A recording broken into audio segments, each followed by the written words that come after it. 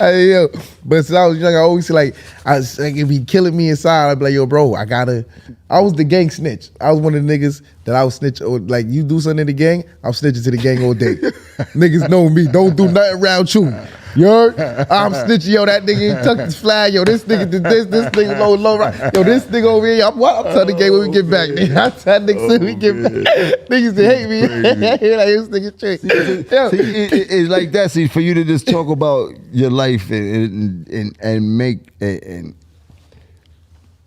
be able to smile about all of these hardships you go through is incredible. You heard? A lot of people are ashamed of things they've been through in life. You know what I mean? A lot of people don't take it like we take it. Like I'm on. But I know that everybody, ain't nobody life perfect. Everybody go through. They try to paint it like that. That's what social media is for. We just gotta laugh. We gotta smile through it, and then that's what that's what social media is for. They don't. You know what I'm saying? And that I think social media. I take social media for promoting and business and shit like that. I do my business. I don't put my precious shit on it. I don't put my family really that much on it. I don't put my, you know what I'm saying, shit that I do really too much. Not too much on it. I don't put my precious shit. I put my shows for my fans, my business and shit like that for them to see. But I feel like, as you say, that everybody trying to be perfect shit. That's why I'll be like that even girls are like, I want somebody just rap like natural, raw. Like, I don't want you trying to be, hey, get the fuck out of here. You're trying to fucking tooth fairy me or some shit. What the hell? I just throw my shoe at this. Motherfucker trying to play for boo-boo the foot. Yeah, stupid. So that's what I like. Since my grandmother's raised me like that, she was just raw. My grandmother was raw, gangster. You know what I'm saying? That was my love, my life. That she's like, nigga, yo, you know what I'm saying? And that always stuck with me. She showed us love, you know what I'm saying? So I want something raw that's just natural. I gotta watch this motherfucker on TV. Who you gonna be next week? You know what I'm saying? Get the fuck out of here. I ain't got time, bro. I ain't got time. I ain't doing that shit. So, I mean, we was talking about the kids earlier and shit like that. I know a lot of the kids may be in gangs and things like that. I know that we both been down that road, and still have a lot of people that going down that road actively. And then we see in the media lately people dropping their flag, and there's nothing wrong with that. It's a positive thing to do. I wouldn't say that the gang culture is something that, you know what I mean, anybody needs to be a part of and things like that. But the flip side of that, there are so many of us that chose to be a part of it in search of brotherhood. You dig? And at that young age, we're not worried about the right or wrong. We're worried about the love that we see that these brothers are showing each other. You know, and it's hard to explain to people. People, because they don't understand that when I say I'm gonna retire. So when they say retire, you ain't never gonna be done with it. Like it's different from being retired. I tell active, because active is really promoting violence. Retire is sometimes when you got to an age and stage that you know that, oh shit, this motherfucker's coming up like me. Like, you gonna be this shit forever. Whatever you is, you gonna be that shit forever. But it's different between non-active and active. 100%. You know what I'm saying? And there's a difference between being active and actively trying to change the narrative from what you help create. But that's the thing. Now when we explain, we're not even explaining to how we say. When you say it's hard for us to explain ourselves to these niggas because we looking at them like severe, but now we explain it to the people that don't even know their own emotions. You know what I'm saying? The young niggas don't even know how they feeling, like, why am I feeling like this, or why the fuck I'm moving like this, or why I feel like I'm aggressive, why I feel wake up angry, why I feel like I need to do this, that, you know what I'm saying?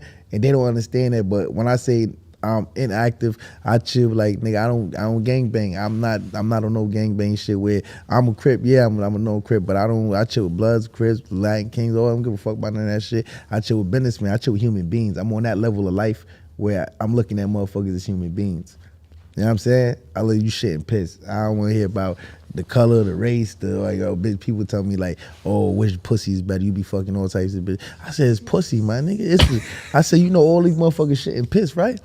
Like, you know, like, these human beings, right? So that's the type of life, like, that's where I'm at in life right now. You feel what I'm saying? So I'm enjoying life. I want it, and I'm looking for something just raw. And I'm telling sometimes, for us to give back on the gang, because how the gang started was for us to protect and police ourselves, and then you know how it goes. Mm-hmm.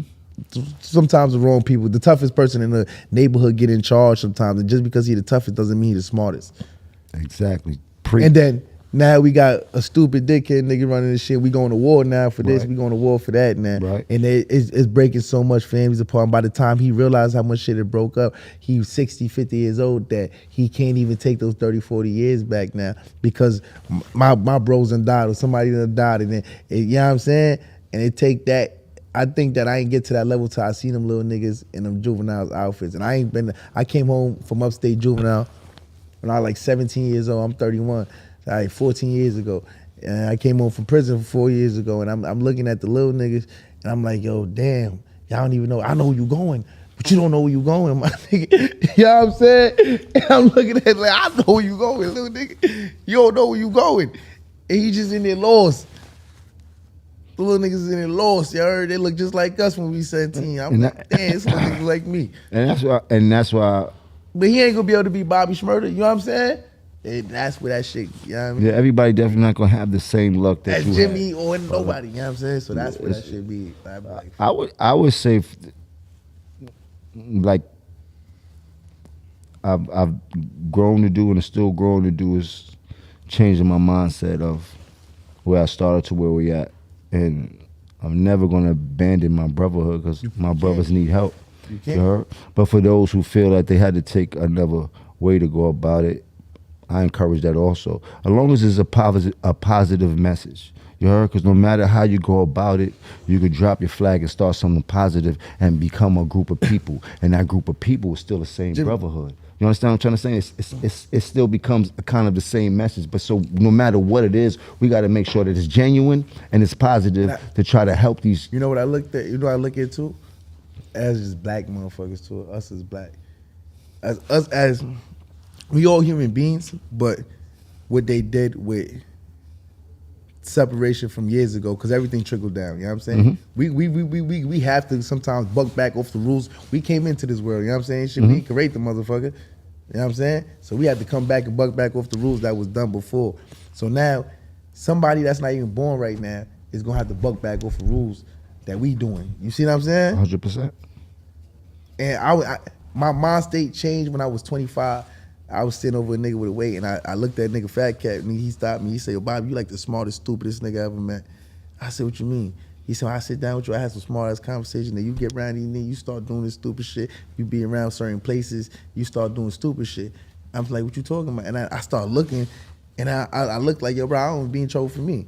My whole life, I'm in trouble for my bro. I'm the first one to jump out the window of the shoe. I'm the first one to do it. You know what I'm saying? So you're a king that leads in the front and not for the back pause, meaning that you adapt to whatever environment you in.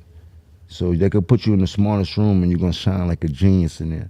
But if they put you in a room with the vultures, you're gonna turn into the biggest monster they ever seen. And that's where I had to start saying, I can't. I gotta watch my surround. I gotta watch where I go. 100%. And I commend you on that, watching where you go. I want you to continue to watch where you go because I know it ain't easy. It's the distractions. It's too easy to get caught up in shit like that, especially in this game. So I just want to urge you to keep walking in your light, like, as I'm seeing you, staying independent, staying into your own zone, not fucking with people and shit like that, like you did. Like people don't see you like we used to see you and shit like that. Like I had to call you. Like P was over here the other day. We was talking about you. I was about to call Bob. I need to get him on the show. And I called you and shit like that, man. It was like anytime I tell him, you know, I tell him, anytime y'all niggas call, y'all niggas know I'm coming. You know what I'm saying? I'm on phone. I'm like a trap nigga. I'm always stay busy. I keep my shit busy because you know what I'm saying. It's so easy to that one day you ain't busy, that you be nigga. Yeah, that fast. If people don't understand, I said when I go home, I have arguments about that too. Like, cause they don't understand. Yo, how much commissaries you done filled up? How much, you know what I'm saying? And I still deal with these shits to this day, my nigga. You know what I'm saying? And the people don't understand. I have like lawyers, all this shit. I spent like 300, 400,000 on fucking lawyers for niggas. You know what I'm saying? I'm like, nigga, that's half the check the label give a nigga. Fuck wrong with y'all niggas, man. Fuck with nigga, you know what I'm saying? And I'll be still, and then these niggas, I know, cause now at the age I am, my brothers that I grew up with they the leaders of the gangs now. So when I'm talking to these niggas, they like, yeah, but you know they when they in front the bros, when they in front the, you know what I'm saying, the guys, they gotta be the, but I'm like, yo, bro, me and you know each other from this, yo, niggas, you know what I'm saying? Because you know how this shit go, Jimmy. And they be like, yo, you right, but the young niggas sometimes, they don't listen till they get in there. And I get it, because I was 18, I was listening to shit until I got in there.